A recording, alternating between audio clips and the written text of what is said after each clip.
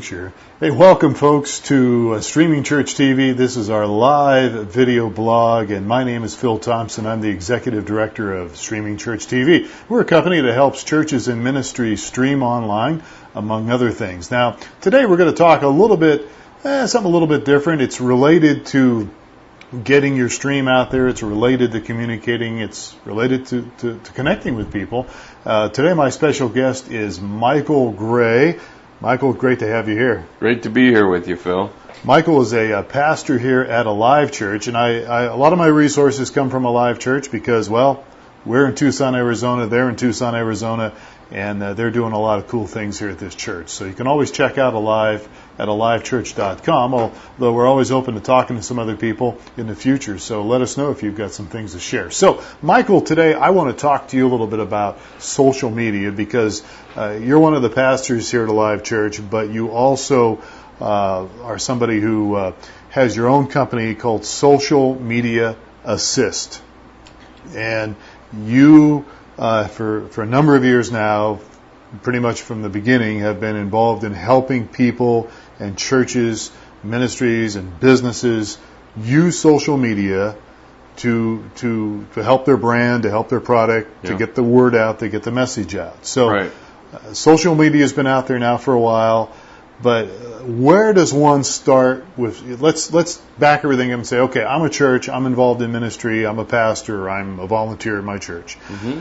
Where do I start by using social media, and what do I start with? Because there's so many things out there. There's Facebook, there's Twitter, there's a ton of them out there. So where would you advise somebody to start when it comes to using social media?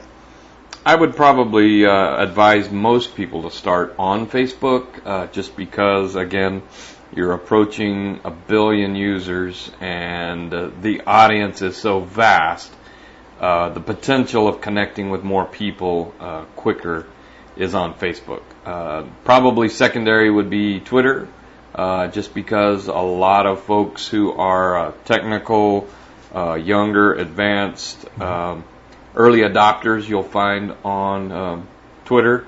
But fast coming as well is Google Plus now, another big player in the game who is quickly coming along and playing a major role in social media, especially when it comes to getting content on your website found. Yeah, because Google, obviously, known for their search engines, but they have tied in a lot of the Google Plus stuff with you being discovered in Google search. Yes. They've somehow, I'm not sure how what's the word, ethical? I don't know if I want to get into this, but it seems to me interesting that if you're on Google Plus, it seems like people can find you easier when they do a Google search. Right, so, right. I don't know. So as you're putting out content, you need to make sure you're pushing through a Google Plus channel, because there's a higher likelihood that your content's going to get found on Google Plus. Okay, so let's back up now a little bit. All right, so you mentioned Facebook's a good place to start. So, there's only a couple hundred people on Facebook these days. Yeah. I'm being facetious. There's like 900 billion people on Facebook. You to start in with your own Facebook page, or should you get should your church get some kind of a page? Right. In most cases, I would suggest having a branded Facebook page that is the name of your church. But one of the key things that I see is it's very tough for churches to get traction and connect with people on Facebook because we have a bad tendency to be broadcasters and not connectors.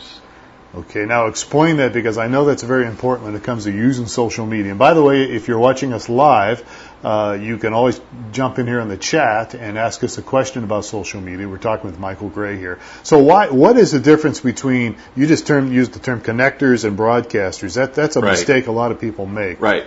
What's the deal? Right. Facebook is, by its beginnings and by its nature, a relationship network. It's not you shout at me and I listen.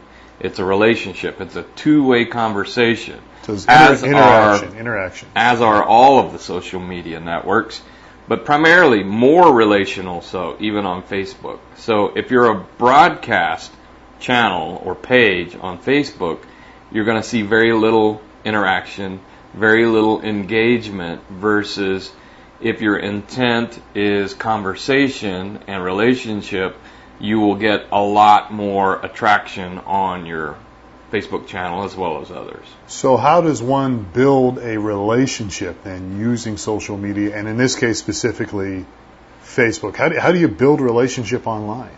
Well, there's a lot of different ways to do that, but initially when we started Church Online, we were just pushing everybody, come join us, come do this thing with us online and watch Church Online. But we realized very quickly that that wasn't extremely effective. What became more effective is as we had conversations with people and as we asked questions and answered questions, more and more people began to become involved with us online. So then we changed our approach.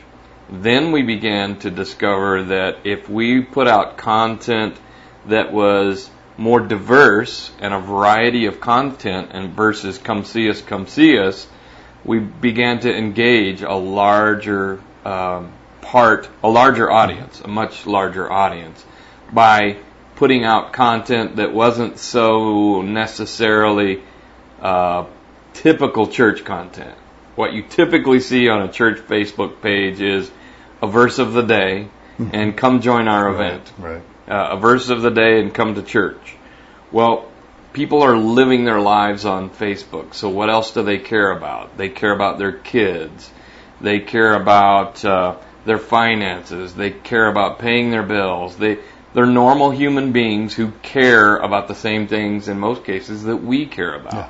So we have conversations and ask questions about those things that people will get involved in, and in return start a conversation. Okay, so it's really relevant to a person's life. It's not just pushing doctrine or pushing scriptures across. Right. In fact, it probably shouldn't be.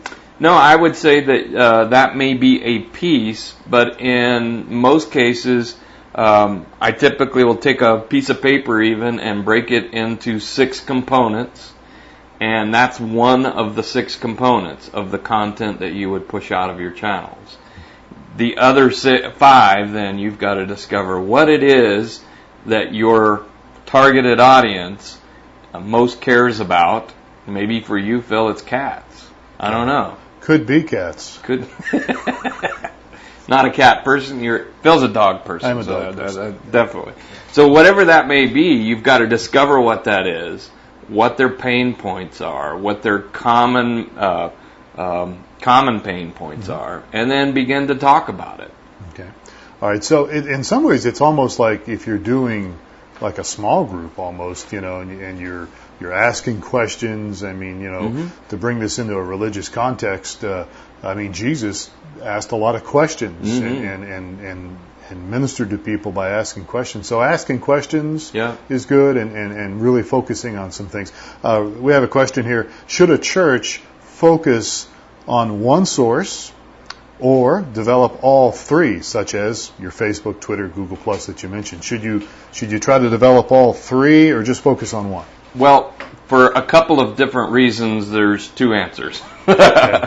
So for search engine optimization, so that's getting found online, you should build as many of them as you can, all of them pointing back to your website. Okay. Now, whether you're utilizing them yet is a different factor. So that's the relationship engagement factor.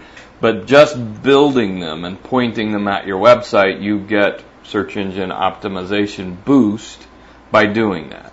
So I say build them first. Okay. If you build them, they will come. No, it's not true. That's not true. Then start where you have the largest audience. And again, I would suggest Facebook. I think today, if I were just putting them in order, I would probably go Facebook, then Google Plus, and then Twitter. But focus on one until you get some good conversations going on that platform. All right, good. Okay. All right. So I've never, I've got 3 Twitter accounts. I've got a Twitter account for Streaming Church TV. Mm-hmm. I've got a Twitter account I started years ago it's just Phil Thompson, twitter.com/Phil Thompson. And then I've got another Twitter account with my name, and I'm not even sure why I have it. It's kind of weird. One's more of a spiritual side, one's more of my goofy side, and then the other one is Streaming Church TV. Do you think multiple Twitter accounts is something that's... I've never quite gotten the hang of Twitter. I mean, I tweet, but I don't see a lot of results from it. Okay. Well, I actually have had probably more personal engagement on Twitter than probably any other channel. Is that just because you know what you're doing and I don't? No, is that what it is? not necessarily. Not necessarily. But one of the things, you probably do need a Twitter name per brand. Okay. So there's the Phil Thompson brand and the StreamingChurch.tv brand. Yeah. And sometimes you can use those in conjunction. But in most cases, I strongly suggest to stick towards the personal. Because, again, even on Twitter, people are more apt to engage with a person than they are with a brand, unless they already have some kind of relationship with you. Yeah. There's a thing called TweetDeck out there, and there's several different platforms in which you can view your Twitter stuff. And I was just happened to have my TweetDeck open last night, and somebody had a flash coming across perfect game in progress, San Francisco or whatever, is a tweet, and there was a link to Major League Baseball. So I clicked on it right away, and I saw the last 3 outs of a perfect game. Yeah, cool. Matt Cain pitched, and so that was pretty cool. And I just happened to catch that coming across my Twitter feed. So there's different platforms out there. Which platform do you suggest? Another one is Hootsuite. Right. I still prefer TweetDeck, or of course I use on my mobile device something different depending on your mobile device. But you really hit on something. One of the greatest things that Twitter is, for me, is a search tool or a news as it's happening tool. So stuff like that. So one of the things I do, so when I watch the Academy Awards, I have conversations with people all over the United States as it's happening, or the Grammys.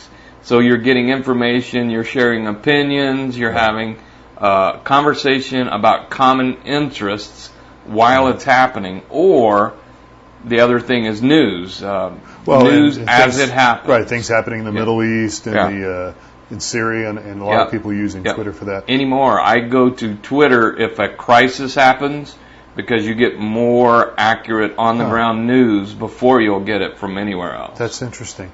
Got a question for you here online. What hardware do we need to effectively get started and adequately engage the social media? So hardware. Hardware, I would say, is just a computer. Doesn't matter what kind, because everything is available through a web browser. So whether you're on Safari or Firefox or Chrome or...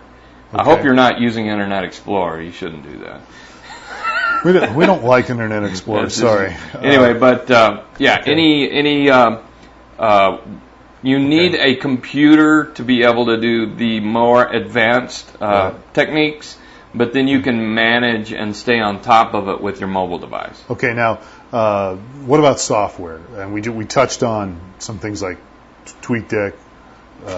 You know what? I'm a big fan of free. There are numerous free softwares out there that you can utilize. TweetDeck, if you want to manage and monitor all your channels, it does a pretty good job of that. Yeah, because with TweetDeck, it's free, right? And you can monitor your Facebook page. Yep. And your Twitter account and your LinkedIn, which I'm starting to use more of, which is another one we should talk about here. Sure.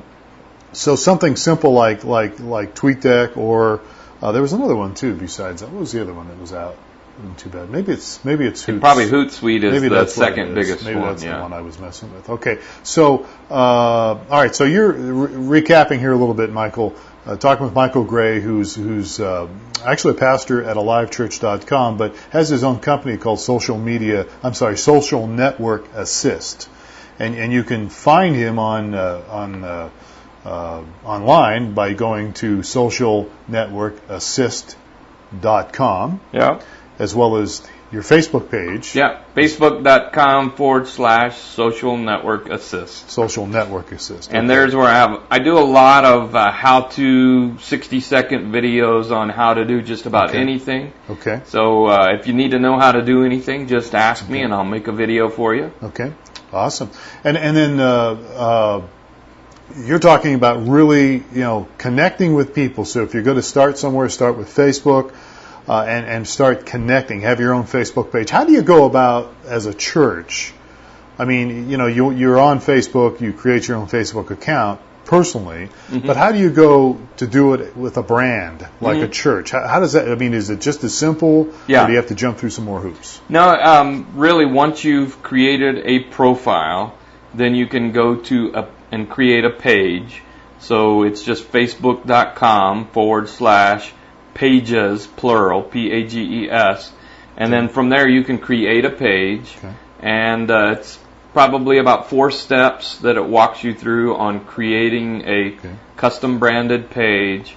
And the only thing that I would suggest is you want to make sure that you've met with your church, the people who are responsible, the pastor, whoever it may be at your church, and you've come up with a agreed upon process and kind of a safety net for what you can and can't do. Typically, we suggest for churches and for businesses to have a policy.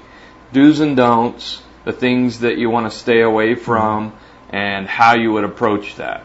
Okay. A secular business, for instance, we say stay away from politics and religion. However, that probably doesn't apply in a church environment because your environment is spirituality. Right. But politics might not be bad. Politics would be one to stay away from, for sure, for everyone. So it's pretty simple then. Once you have your own profile, you can create a page for your company or your church. Yeah. And then populating that page, again, you're talking about conversation, but you could put pictures up, you could put videos up, right? I suggest that every post you put up, if at all possible, put a picture with it. Okay. You'll double your interactivity on a post by having a picture with it. Okay. So even when you're just asking a simple question, find an image that represents that question. You get a lot more engagement from users. People, Facebook is very visually driven, and people see an image and connect with it for one reason or another, and then engage in your conversation with you. Video as well, very strong. Okay. Now, all right, so you're putting up images. How do you get people to, like one of the things on Facebook is liking your page. Like our page. I don't know if anybody's been on Facebook, you'll probably see an ad or somebody pops up and says, like our page. Talk a little bit about it. How do you get people to go over to your page and like it? Yeah. So there's a variety of ways. Within a Facebook page for a company or church or business, you can, as the admin, you can invite all of your friends to like that page. So that's one way. All right, so bug your friends. Yeah, bug your friends. Like it. Okay. You can also add other administrators that you would trust to post on the page, and then they can invite their friends. And then as of a week ago now, you have the ability to add people at different levels. So you could add people who could come in and invite people, but maybe couldn't change anything on the page. Oh, wow. So you have a lot of new controls that just came out. Okay. So levels of administration that you can add people for. And then the other thing is you add them so that they can't remove you as the administrator if you make them mad. But anyway, so that's a new tool. And then another way that's built into every page is if you have a email contact list, you can upload that email contact list in a CSV, and it will send an invite to everybody that's on that list. Okay. If they're already on Facebook, it'll just ask them to like the page. If they're not on Facebook, it'll suggest that they join Facebook and then like the page. Okay. All right. So multiple administrators, another good reason to have a policy so that you don't have people posting wild stuff, stuff that just doesn't fit with you. You want somebody to appropriately represent the brand, so you have an agreed upon what you will and won't put on the Right. page. And in this case, the brand is going to be your local church. Absolutely. If we're talking about that. Yeah. Okay, cool. All right, so that's cool. So, so posting pictures, conversational topics, video. What about other links? Posting links to other people's Absolutely, valuable content. One of the most useful things, even more so on Twitter than maybe on Facebook. But people like valuable, useful things. So, say there's a coupon running in a local store, and you share that out, and all of your friends like that. Again, it's a valuable thing for a church or a brand to do, Right. is to share valuable links that people care about. I like to get a deal on just about anything, Sure. and so does most other folks, so it's another great way. Valuable new information, so there's breaking news, different things that are happening in your community. I think community is always one of the topics that I think every church should be involved with. Again, within the context of what you have agreed upon, you will and won't post, but what's happening in your community. Special events in the community that you guys would like to put out before everybody, and again, get involved in the community on your Facebook channel. And I've noticed now you primarily oversee Alive Church's Facebook page. It's facebook.com/Alive Church Tucson. And I've noticed that you will post other people's blogs from other churches on there as well. Sure, absolutely. I mean, we don't have all of the brilliant content. No, we don't. When it comes to, but if somebody writes a great blog article that I think somebody would want to read, I share it. Right. Because, and again, people do want to read. If I'm interested or you're interested, somebody else will be. Yeah. So it's not about us, and that's something again we need to go back to that you said at the beginning as your phone buzzes. It's not really when you're using Twitter or Facebook or whatever. It's not really about you so much, absolutely, as it is about helping connect with people. So Yeah. so sharing cool stuff. Yep. Absolutely. The rule of thumb, again, the experts in social media industry typically have agreed upon a 10-to-1 ratio. So you're going to talk about others 10 times for every one time you're going to talk about yourself. That's hard for people to do. It's very hard to do. It's hard for me to do. It's very hard to do, and you have to be disciplined because why should we be any different and be selfish with our channel, and why shouldn't we promote others? We should be a shining example of promoting others. Right. I mean, all of these things that we talk about, giving more than you take and promoting others, are things that the church should be about. Exactly. Absolutely. Now, one thing we've touched on Twitter, we've touched on Facebook. One thing we haven't touched on, though, is YouTube, which Very is important. owned by Google, right? Yeah, very important right now because of there are three. Let me back up a little bit. Three very important components that every church should have right now: a YouTube channel, a Google Places page, and a Google Plus page. Google Places and Google Plus are merging as one now. Okay. See, I didn't know that. So that's begun to happen this last week. So that's a big factor. Google Places. So when I take out my mobile device and I'm looking for a church in the area, what it's going to bring up for me is Google Places. So it's map-driven locations. You want to be listed there because many people search on their mobile device or tablet to find your church. Also, then we talked about Google Plus, and then YouTube, because it's not used as much. And again, because it's a Google property, it's very highly searchable. The first 30 seconds of every video is crawled by Google, and they pull the words out of those first 30 seconds of that video, and then they put it in context of search on the web. So if you did a video and you said, "Hi, I'm Phil Thompson from streamingchurch.tv," that would be indexed on Google search because it's in the first 30 seconds of that video. That's amazing. Yeah, it is. And I thought YouTube was only for white guitar players that sit that are trying to get in the found. basement. Yeah, no. It's for everyone, everywhere. There are anything that you can do in writing, you can do in video, and I suggest to do so.